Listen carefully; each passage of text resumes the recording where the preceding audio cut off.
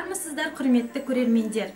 Наурыз шуағы мейрамы аясында бүгін 19 наурыз шымырлық пен шеберлік күніне орай Жаңарқа ауданының тұрғыны тігін шебері Омарова Гүлжан апаймен сұхбат жүргізіп, кездесу өткізуге арнайы шеберханасына келіп отырмыз. Сәлеметсіздер, Гүлжан апай, қалыңыз қалай, денсаулығыңыз қалай? Мына келіп қалған наурыз мейрамыңыз құтты болсын. Амин, рахмет. Ең алғаш сұхбатымызды осы тігін өнеріне деген сүйіспеншілігіңіз қайдан пайда болды? Сол жөнінде бастап айтып өтсеңіз. Мен кішкентай күнімнен әжеміз тікті. Әжемнен құмарлығым артып, одан кейін шешеміз тікті.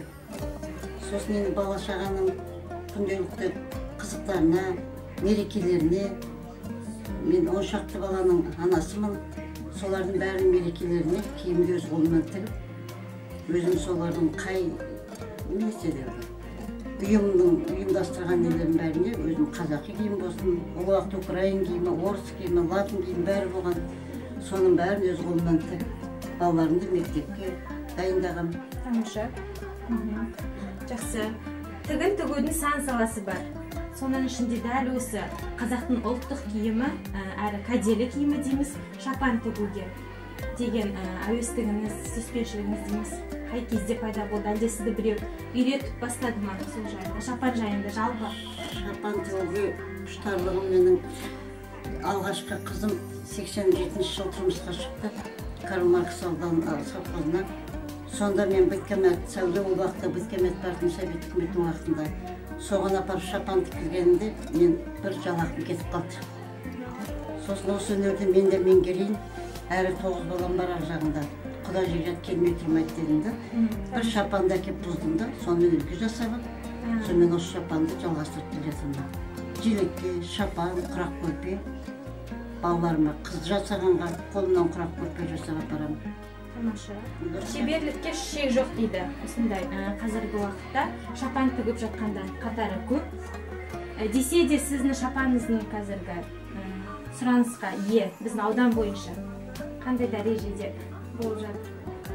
Жаңғыз аудан емес, Маңғыстаудан да, Алматыдан да, Астанадан, Қарағанды, Жезқазған, жан-жақтың совхоздар осы районның, өзіміздің ауданның ішінде барлығынан мен не алам, тапсырыс алам.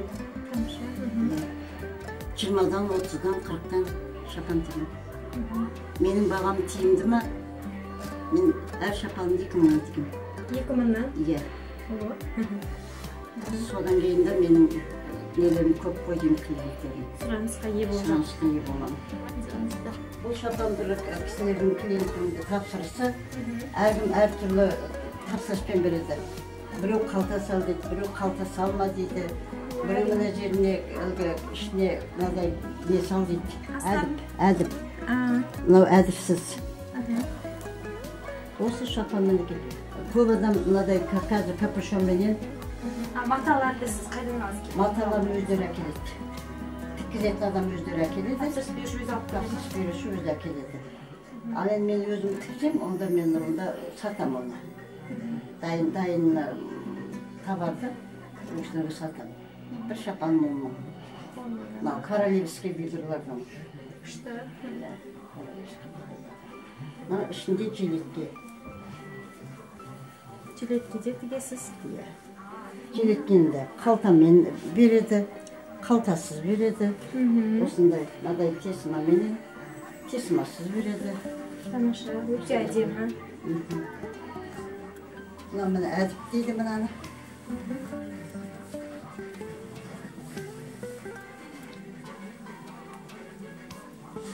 Мынаның ішіндегі мынаны әдіп дейді. Мынау әдіппен тіктеп берсе, осылай әдіппен тігеміз. Мынау баумен. Баумен де болады екен. Иә, баумен де болады, бірақ баумен ыңғайсыз. Түймемен ыңғайлы. Мына артып кетеді ғой жерде. Әркімнің заказына қарай осылай тігеміз біздер. Кішкентай сәбилерге, жилетке, жылы кеуделеріне тігеміз. Ер адамдарға. Ер адамдарға. Ер адамдарға полупальтода тігеміз, сырма қылып. Сырма менен осындай капюшон менен.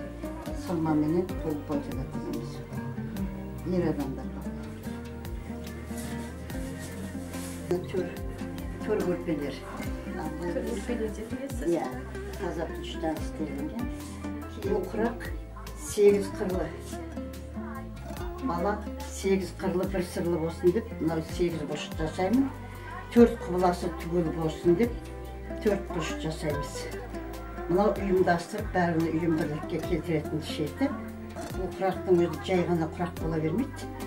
Әрқайсының несі болады, сыры болады. Сонымен, иә. Мынау 8 нені, 8 қырлы бір сырлы болсын деп, осылай істейміз. Бұл қызыма немерелерімен осылай істейміз. Шапанның қалтасы. Осындай шапан заказ берген. Үлгек бауы тігетін. Үлгек бауындай 4-5 үлгек бау тігеміз. Сол үлгек бауы. Бұл капюшонымыз. Мына капюшон деген осылай тігіледі.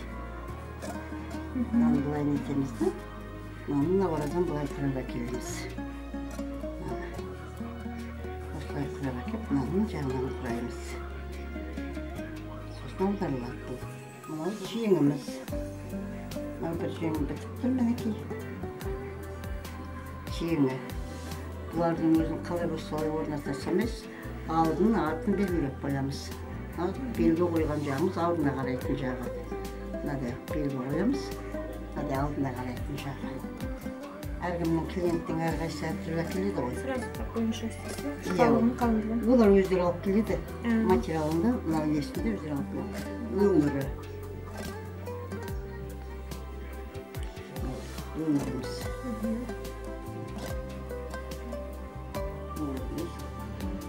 Бір өңір, ана екінші өңір. Мынау арт бойы, арқасы. Арқасы. Алдына осылай дайындап қойсыз, иә? Алдына пішіп алам осылай. Содан кейін пішіп алғаннан кейін тіге берем шетіне. Қандай көп шапан келсе де осылай пішіп алып болып сол бір шетін. Машина бар. Сосын казахский қол машина бар. Онда қосымшаға көп болған кезде жіптен айырбастамас үшін оны қолданып қоямын. Менің орнына пайдаланатынымыз сабын. Қайшымыз. 2 түрлі қайшы. Гүлжан апай, сұхбатыңызға алғысымызды білдіреміз. Көптен көп. Шешеннің сөзі өшпес дейді, шебердің ісі өшпес дейді. Сол сияқты ісіңізге Алла берекесін берсін. Отбасыңызға амандық тілейміз. Осындай шапандарыңыз көп деп сұранысқа ие бола берсін.